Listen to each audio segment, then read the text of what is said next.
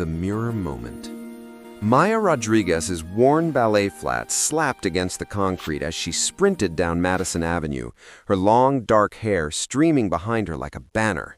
She clutched her leather portfolio against her chest with both hands, feeling her heart hammer beneath her ribs.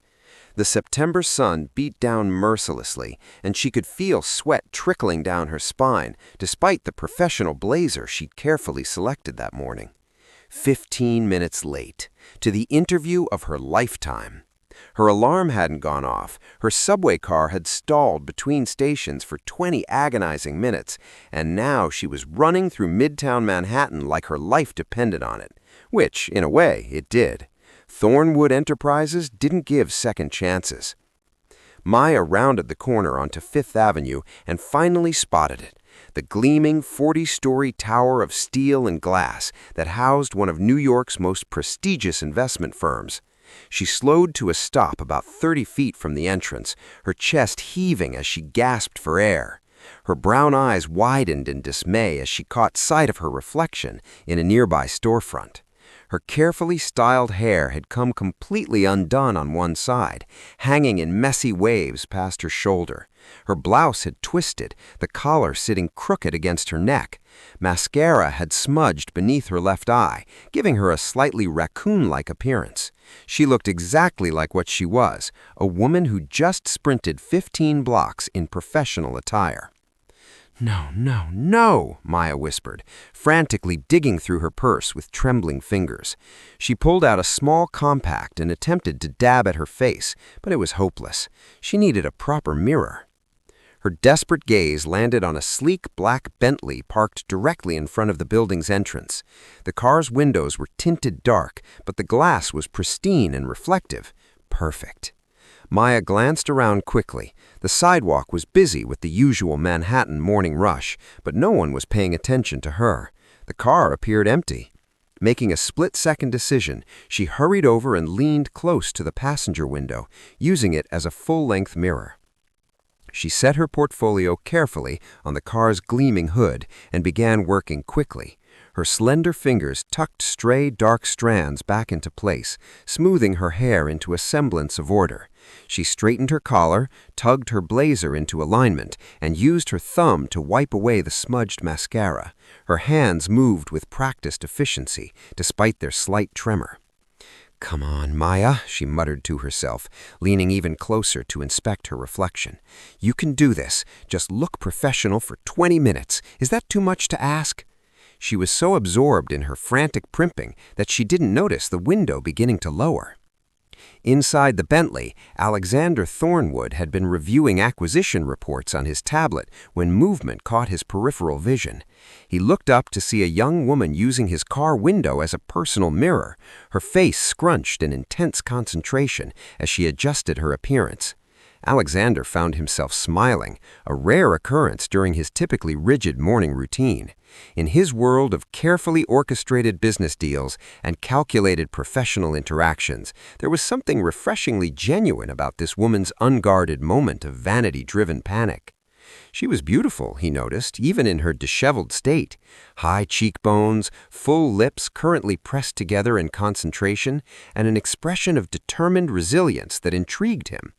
He watched as she whispered what sounded like a pep talk to herself, her hand smoothing down her dark hair one final time. Alexander pressed the button. The mechanical whir of the descending window made Maya freeze mid-hair tuck.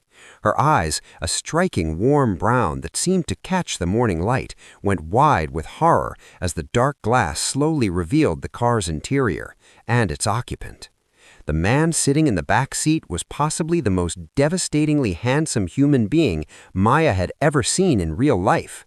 He had dark hair styled in that effortlessly perfect way that probably required an expensive stylist, sharp aristocratic features, and piercing blue eyes that seemed to see directly into her soul. He wore a charcoal three-piece suit that screamed custom-tailored elegance, and his expression held a mixture of amusement and curiosity. "Oh my God," Maya breathed, stumbling backward and nearly dropping her compact. Her free hand flew to her mouth. "I am so sorry. I didn't realize anyone was in there. I was late for an interview and I just needed to fix my hair and your window was right there, and I know that's absolutely no excuse for invading your privacy." "Breathe," the man said, his voice smooth and warm with a hint of amusement. "It's perfectly all right." "It's really not," Maya insisted, her face flushing hot with embarrassment. She grabbed her portfolio from the hood with both hands. "I just used your car as a mirror without permission. That's weird and inappropriate and—" "Did it work?" he asked, deliberately interrupting. Maya blinked. "What?" "Your appearance. Did you achieve the look you were going for?" His blue eyes sparkled with genuine interest rather than mockery. Despite her mortification, Maya felt a small, surprised laugh escape her lips. She ran one hand self-consciously through her now straightened hair. "I think so, though now I probably look like someone who just got caught doing something embarrassing, which is accurate." The corner of his mouth lifted in a smile that did strange things to Maya's already racing heartbeat. "For what it's worth, I think you look lovely. Good luck with your interview." "Thank you," Maya managed, her voice coming out slightly breathless. "And again, I'm really sorry about the window situation. I promise I'm not usually this resourceful," he offered. "I was going to say mortifying, but sure, let's go with resourceful." Maya took another step back, clutching her portfolio like a shield. "I should go. I'm already late, and I've probably traumatized you enough for one morning." "Hardly traumatized," he assured her, that smile still playing at his lips. "Go. Don't be any later." Maya nodded, managed what she hoped was a somewhat professional smile despite her burning cheeks, and turned toward the building entrance. She could feel his gaze on her back as she walked away, and she resisted the overwhelming urge to look back. The lobby of Thornwood Enterprises was everything Maya had imagined and more. Soaring ceilings, Italian marble floors, and a massive modern chandelier that probably cost more than her entire year's salary. She approached the sleek reception desk, where a perfectly coiffed woman in her 50s greeted her with a professional smile. "Maya Rodriguez for a 10 o'clock interview," Maya said, proud that her voice came out steady. The receptionist typed something into her computer, then looked up with a knowing expression. "You're actually scheduled for 9:45, Miss Rodriguez." Maya's heart sank. "I know, I'm so sorry. The subway." "Mr. Thornwood will still see you. 43rd floor. Someone will meet you there." Maya thanked her and headed for the elevators, her stomach churning with anxiety. In the mirrored elevator walls, she checked her appearance one final time, grateful that her emergency car window primping had at least made her presentable. When the elevator doors opened on the 43rd floor, an efficient-looking woman in her early 40s was waiting.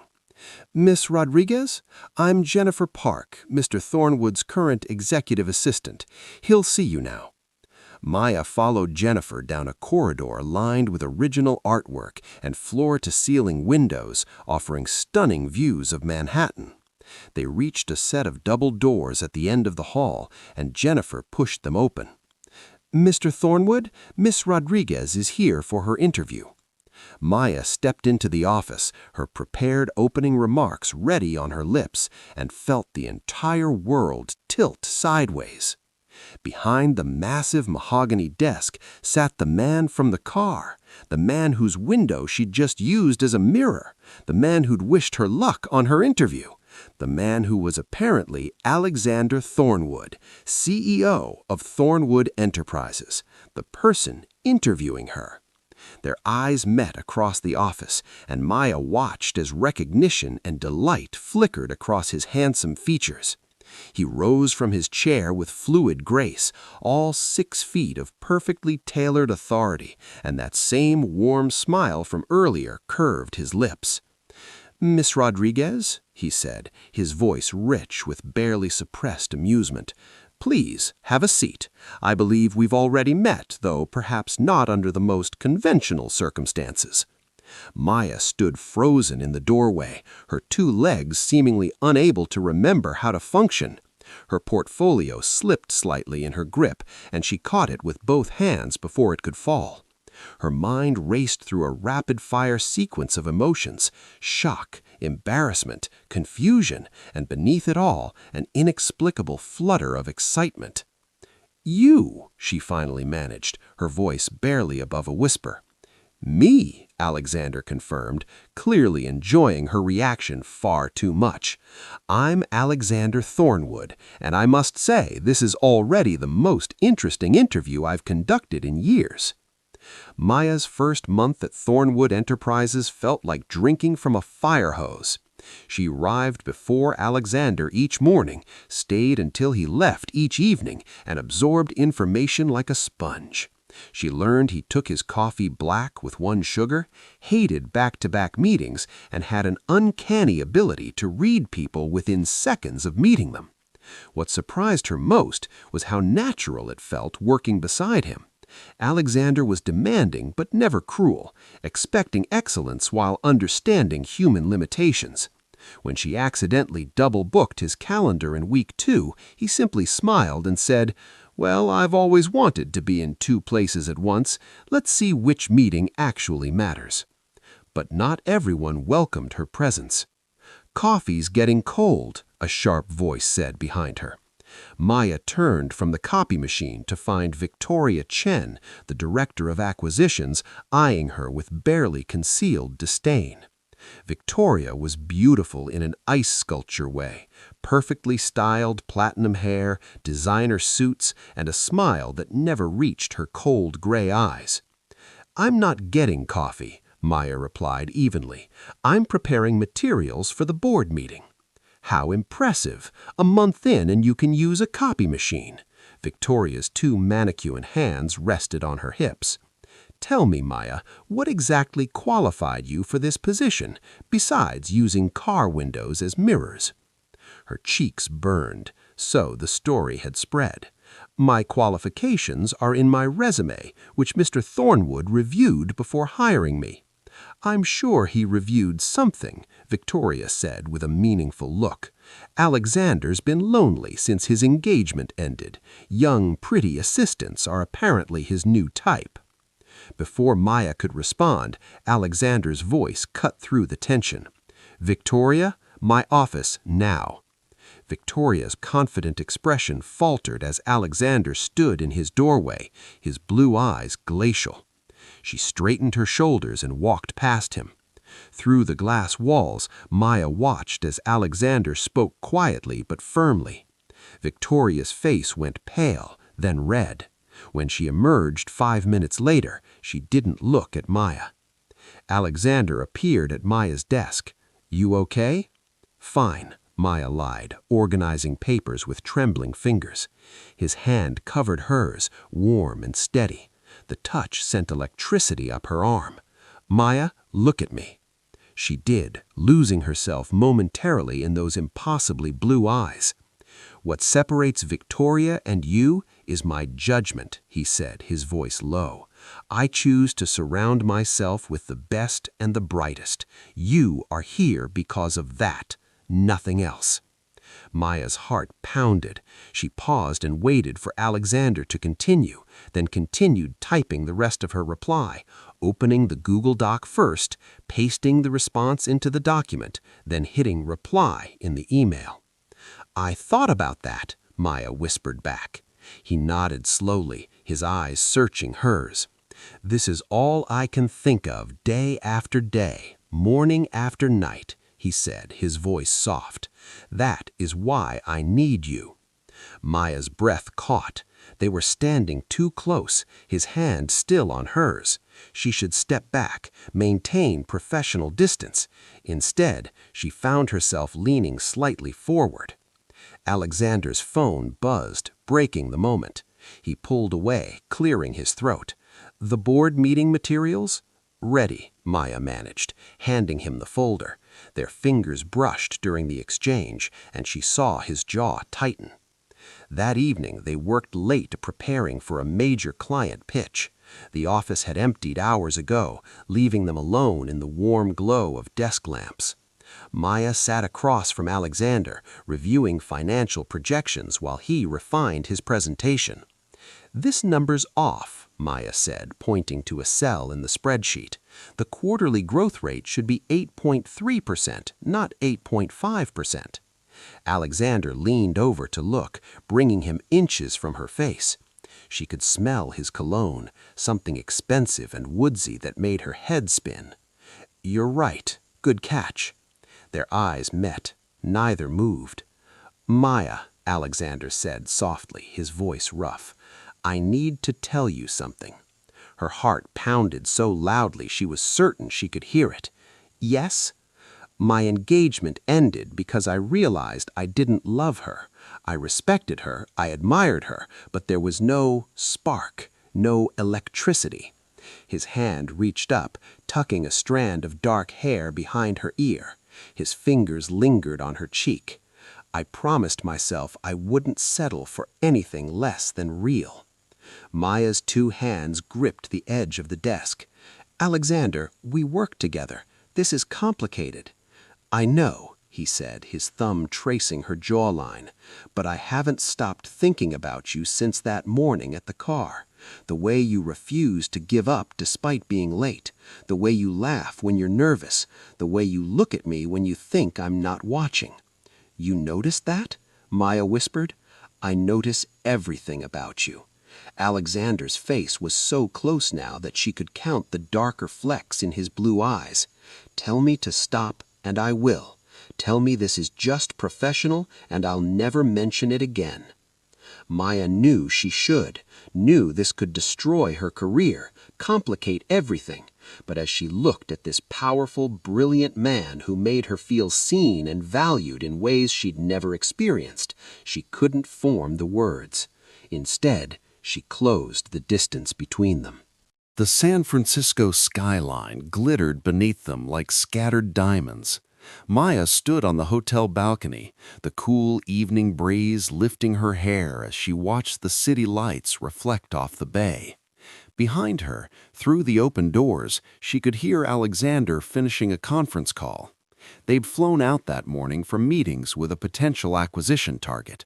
Separate rooms, professional demeanor, everything proper and above board, except for the lingering glances during the flight, the way his hand had steadied her elbow when they exited the car, the electricity crackling between them during the entire investor presentation. "Finally done," Alexander said, stepping onto the balcony beside her. He'd removed his suit jacket and tie, rolled up his sleeves. "Sorry that ran late." "No problem. The view's worth it," Maya smiled, wrapping her arms around herself. "It's beautiful here." "It is now," Alexander said quietly, looking at her instead of the skyline. Maya's breath hitched. 2 weeks had passed since that almost kiss in the office. They'd pulled apart when Alexander's phone rang, an emergency requiring his immediate attention. Since then, they'd been dancing around each other, professional by day, while tension built like a gathering storm. "There's a restaurant downstairs, but I had something sent up to my suite instead, less public, if you'd like to join me." It was an invitation and a question, leaving her the choice. Maya knew accepting meant crossing a line they couldn't uncross. She met his eyes and saw the same desire and uncertainty she felt. "I'd like that," she said. Alexander's suite was twice the size of her room, with a dining table set for two overlooking the city. Dinner had been delivered, gourmet dishes that tasted like heaven. They talked easily, sharing stories about their lives, their dreams, the moments that had shaped them. "My father built Thornwood from nothing. When he died, I was 25 and completely unprepared. Everyone expected me to fail." "But you didn't." "No. I worked 18-hour days for 5 years, proved myself repeatedly. But somewhere in that process, I forgot how to be anything except the CEO. His blue eyes found hers. "You reminded me?" Maya asked softly. "That morning at the car, you were so genuine, so real. No pretense, no agenda, just a woman trying her best and refusing to give up." Alexander reached across the table, taking her hand. "You reminded me that life is more than quarterly reports and board meetings." Maya's fingers intertwined with his. "Alexander, I know this is complicated. I know I'm your boss, and this could create problems." He stood, drawing her up with him. "But I can't pretend anymore that what I feel is purely professional." They stood facing each other, hands clasped. Maya's heart raced as Alexander's free hand cupped her face, his thumb brushing her cheekbone. She could see the question in his eyes, the careful restraint. She answered by rising on her toes and pressing her lips to his. The kiss was gentle at first, tentative, as though they were both afraid of shattering something precious. Then Alexander's arms wrapped around her waist, pulling her close, and Maya's hand slid up his chest to his shoulders. The kiss deepened, became urgent, expressing everything they'd been holding back. When they finally broke apart, both breathing heavily, Alexander rested his forehead against hers. "Stay, please stay." Maya did. Morning light filtered through the curtains, painting golden stripes across the bed. Maya awoke wrapped in Alexander's arms, her head on his chest, listening to the steady rhythm of his heartbeat. His fingers traced lazy patterns on her bare shoulder. "Good morning," he murmured, pressing a kiss to her hair. "Morning," Maya smiled, tilting her face up to meet his lips. Reality crashed back slowly. They had meetings in 3 hours, a flight back to New York this evening, a professional relationship to navigate. "What are we doing?" Maya asked quietly. Alexander was silent for a moment, his hand stilling on her arm. "I don't know, but I know I don't regret last night. Do you?" "No." "But Alexander, we work together. People already gossip. If this gets out, then we'll handle it together." Back in New York, they tried to maintain normalcy, but everything had changed. Stolen glances became loaded with meaning. Accidental touches sparked electricity. Late nights working became excuses to be alone. They kept their relationship secret, meeting at Alexander's penthouse rather than being seen in public. Maya hated the secrecy, but understood the necessity. Until she proved herself beyond doubt, any relationship with Alexander would be ammunition for her critics. 3 months passed in a blur of professional excellence and private passion. Maya thrived at work, anticipating Alexander's needs, streamlining operations, even identifying an accounting error that saved the company $2 million. But the double life was exhausting. Then, Victoria made her move. The emergency board meeting was called for 9 a.m. on a Wednesday. Maya knew something was wrong when Alexander emerged from the boardroom, his face carved from stone, and asked to see her in his office immediately. "Close the door," he said quietly, not meeting her eyes as he stood by the window overlooking Manhattan. Maya's stomach dropped. In 6 months of working together, 3 months of being together, she'd never seen him like this. "What's wrong?" Alexander turned, and the anguish in his blue eyes made her breath catch. "There's been an accusation. Someone claims you've been leaking confidential information to our competitors." "What?" Maya felt the blood drain from her face. "That's insane. I would never—" "There's evidence." Alexander's voice was hollow. "Emails from your account. Documents downloaded to an external drive traced to your computer. The board is demanding an investigation." "I didn't do this." Maya stepped toward him, reaching out with both hands, but he moved away. The small rejection felt like a knife to the chest. "Alexander, you know me. I would never betray you or this company." "I want to believe that." His jaw clenched. "But the evidence is damning. The board has insisted I place you on administrative leave pending an investigation. If I refuse, they'll question my judgment, our relationship." He stopped abruptly. "Our relationship," Maya repeated, understanding flooding through her. "They know, don't they? Victoria submitted a formal complaint this morning. Claims I'm showing favoritism due to our personal involvement, that I've overlooked suspicious behavior, that my judgment is compromised." Alexander's hands formed fists at his sides. "She's forcing my hand." "So, You're choosing your position over me. Maya. No. Tears burned her eyes, but she refused to let them fall. I understand. You have a responsibility to the company, to the shareholders. I'm just your assistant, easily replaced. That's not true, Alexander said roughly. Isn't it? Maya's voice cracked. You won't even fight for me. You're just accepting their accusations without question. I have to follow procedure. If I show any bias, it undermines the entire investigation. Don't you see that? What I see is that when it came down to it, you chose your empire over me. Maya grabbed her purse and walked to the door. She paused with her hand on the handle, looking back at the man she'd fallen in love with. He stood silhouetted against the window, looking utterly defeated. For what it's worth, I love you, even though you don't love me enough to trust me. She walked out, past the curious stares of colleagues, into the elevator and out of the building. Only when she reached the street did she allow the tears to fall. Alexander stood motionless after Maya left, her final words echoing in his mind. You don't love me enough to trust me. She was wrong. He loved her more than he'd thought possible, which is exactly why he had to handle this correctly. He pulled out his phone and made a call. Marcus, it's Alexander Thornwood. I need your investigative services, highest priority. And Marcus, I want the truth, whatever it is. The next 72 hours were the longest of Alexander's life. He worked with Marcus Reeves, the best private investigator in New York, personally reviewing every piece of evidence. Something didn't add up. The emails were perfectly incriminating, too perfect. The timestamps showed downloads occurring when he knew Maya had been in meetings with him. On the third day, Marcus called. I found something. The emails were sent using a cloned device. Someone with administrative access created a duplicate of Maya's credentials. Who? Victoria Chen. I traced it through her assistant's computer.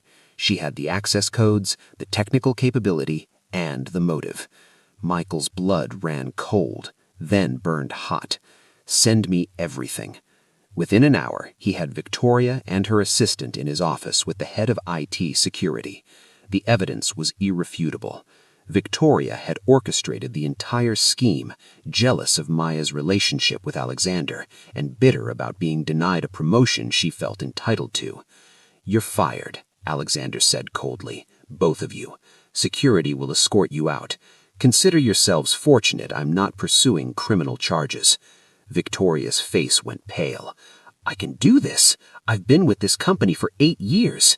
And you used that position to destroy an innocent woman's reputation. Alexander's voice could cut glass. Get out of my sight. After they left, Alexander grabbed his coat. He had to find Maya, had to make this right. But when he arrived at her apartment, the landlord informed him she'd moved out that morning. Her phone went straight to voicemail. She'd disappeared. Alexander searched for 2 weeks before his head of security finally located Maya. She'd taken a position at a small nonprofit in Brooklyn, living in a modest apartment, refusing all his calls and messages. He showed up at her new office on a Thursday afternoon. The building was nothing like Thornwood Enterprises, a converted warehouse with mismatched furniture and walls covered in community outreach posters. Maya sat at a cramped desk, her dark hair pulled back, focused on her computer. Maya. She looked up, and he saw the flash of pain before she shuddered her expression. Mr. Thornwood, you shouldn't be here. I know what Victoria did. The investigation cleared you completely. She's been fired.